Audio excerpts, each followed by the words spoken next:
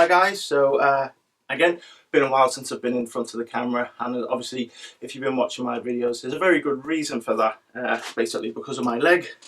Yes, I still have this rather large contraption stuck to my leg here. Picked up an infection last week which was pretty bad, so I've been trying to get over that, and that's why I haven't been able to get some videos out recently. Anyway, this is just a bit of an update today, so I'm just going to jump in and start updating you on things. So let's go over to my other bench where I've got my list and we'll go through a few things. So first thing, actually I'll just show you, I'm using the GoPro Session. I think it's a GoPro 4 Session. It's not focusing.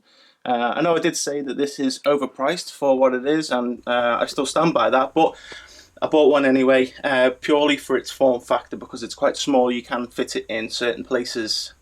That sounds quite bad. So that's the only reason I bought it, mainly to fit inside things like the crawler cars and things that could get right up inside the cockpit. But I know most of you guys aren't really interested in the cars, it's more of the quads, so that's enough of that. Anyway, first thing, timing equipment. There's a guy called Andreas, or on YouTube he's called Nice Guy Andy. He's been doing a lot of software work on a program for timing systems for quadcopters. Now he's done all the software and it looks fantastic. I've watched his videos and then I've watched him actually do a practical test with some hardware, and it all seems to be working really well. And I've noticed that Rolf, he's also using the same system now. Again, it's been working very well for him, so I thought, well, it seems to be proven that it's working quite well. Might get it myself, so I placed the order and it's literally just arrived about 5 minutes ago.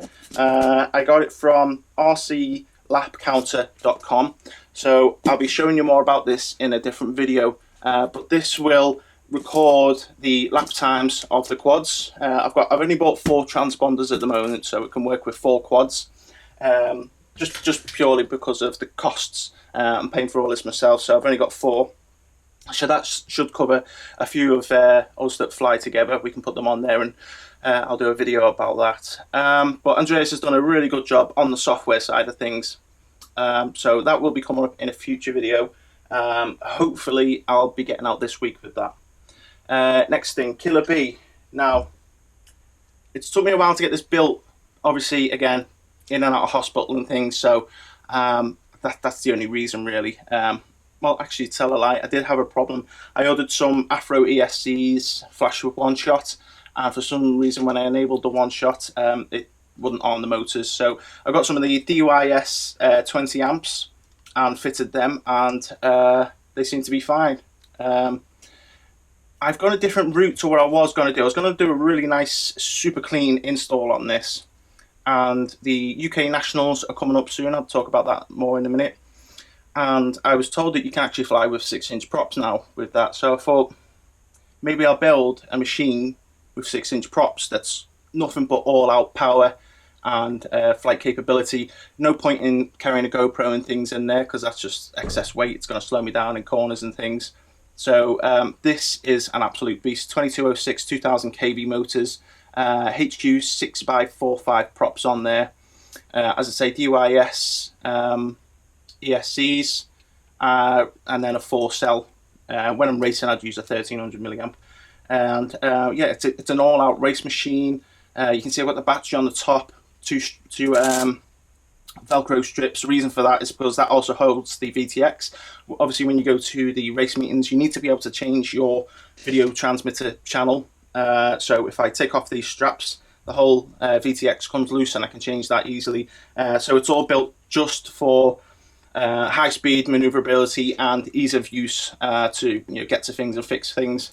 So that'll be coming up in a future video again.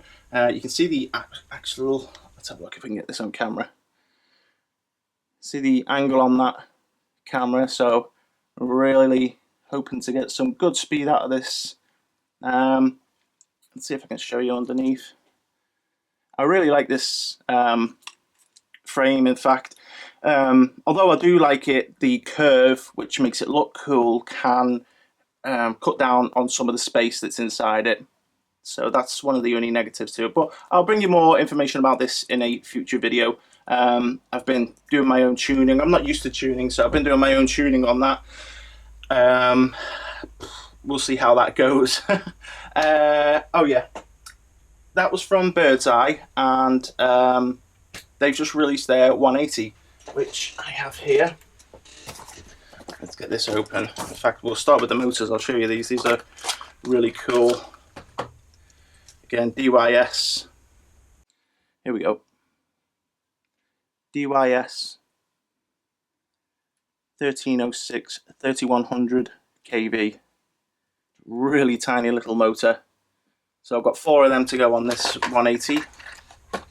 Let's see what else we got. ESC wise, going for the DYS again, same as what I've got on the Killer Bee. Oh, just in case you don't know, if yours is the 6th month here, then you need to take it back and get them reflashed. Luckily mine's the 7th month, so they're okay to use. We've got some little skid, I don't know what you call them, skid pans or whatever to go underneath. Act as little feet. Bird's Eye give you a really nice power distribution board again. That was one thing that was nice about the Killer Bee. And you can fit the, don't know how you pronounce this, Pololu voltage regulators and things on there. So I'm going to step that down to 5 volts for the camera. Gemfan props. These are actually the 4045s. Very small, so I'll have to get plenty more of them because I know I'll be going right through them all, especially when I'm learning to fly this 180 for the first time. The main bottom plate, this is the version 1. Apparently he has made a few changes. The version 2's out now.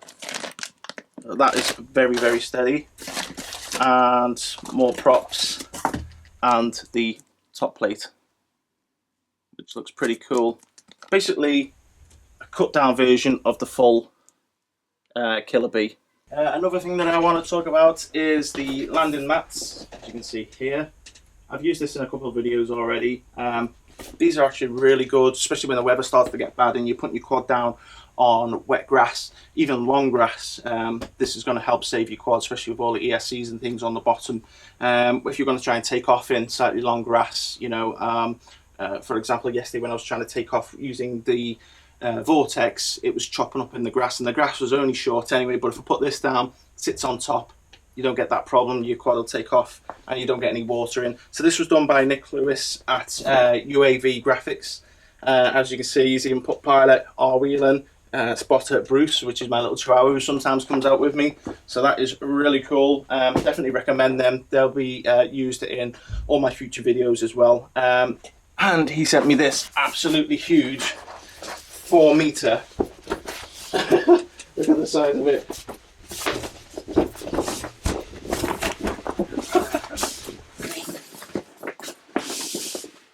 Yeah, 4-meter huge landing takeoff pad, start finish race line, which is fantastic. And you can see these coloured dots on here. They actually represent how many quads you've got. So say if you've got 4 quads, use the green dots and that will even them out. If you've got 5 quads, use the red dots, that will even them out. You give them equal spaces. So that will be coming up in a future video, being used in all the race videos that will be coming up in the future. What else have we got? UK Nationals. So the UK Nationals are coming up towards the end of this month. Yes, I will be there. Yes, I will be competing. I'll probably be using the Vortex or the Killer Bee. I still need to get out and test this because I'm not sure if I've got it tuned up right. Give it a good run to see if there's any bugs in the system. But yeah, either the Vortex or the Killer Bee will be the quads that I use in that. Saying that, you never know what could happen in the future. I could change and use the MXP 230. We will see. If you go in there, I look forward to seeing you. Come up and chat to me. Happy to meet some of you guys. Don't know if you can see in the background on the wall there, I've put myself up at Tyrannus. Reason for that is to use the simulators. Who is it now? Immersion is coming out with a simulator. So obviously I wanted a remote that will connect up and work with that. There is already a couple of simulators out there at the moment, like Freerider. That's quite a good one. Limited on the amount of maps that are on there. I think there's only about 4 or 5, if I remember rightly. I haven't played it for a while now, for a couple of weeks. But while I was in hospital, you may have seen that I had the laptop there and I was playing away with it, so definitely helps pass the time. Also, there's another one called Hot Props. Now this is in its alpha stage at the moment. It is downloadable and you can play with it, but it's not the final finished version. Nice thing about that is that you will be able to play online against other people around the world, which would be cool because you could find yourself in a online session with someone like Sharpoo, Mr. Steel, or even Chad himself. So that's why I picked up a Tyrannus, basically just for the simulators. The quads that you see up on the wall, like the MXP, the Epic, Evo 300, so on, Emax Pro, I will be getting out and flying them a lot more. Again, reasons I can't fly at the moment because of my leg means I can't drive, can't get out to the field, so I can only depend on when some of my friends are going out to fly. I get one of them to pick me up and I go with them, and that means when they want to go, I have to go as well, and I tend to be one of the guys that wants to stay at the field all day. So I will be getting out and flying with them a lot more in the future. Stickers. If you were on my Instagram or on my Facebook, then you will have noticed that I had some stickers made up, and I will be getting in touch with some of the people that have commented on there. I'll get your addresses and I will get them sent out. As you can see, I've got the one with the HPI. These are 8x8, so he's got his glasses with HPI on there. Then I love FPV, and then the same again but with red. Then we have the smaller ones, which are about 4 centimeters. So again, HPI and a different background. Might be cool to stick on your toolbox or whatever. In fact, my mother came in yesterday. She's recently joined Instagram and goes, "Oh, I know who you are now." Thanks, Mum. And she goes, "Can I have a sticker?" And I said, "Well, where are you going to put it?" And she walked outside and put it on her car. So that was kind of cool. I think my mum's carrying my stick around on her car. I think that's it really. That's my timing gate system. So I'll get this opened up and get it checked out, and then we'll bring you a future video on this. Like I say, this has only just arrived. But that's it. If you have any questions or comments, put them down below and I'll do my best to answer them. I'll give a link to Nice Guy Andy as well, so you can have a look at his videos on the timing systems, and also Rolf. He's been flying. I'll put them down below. But that's it for now, guys. Thanks for watching, and I'll be back soon. See ya.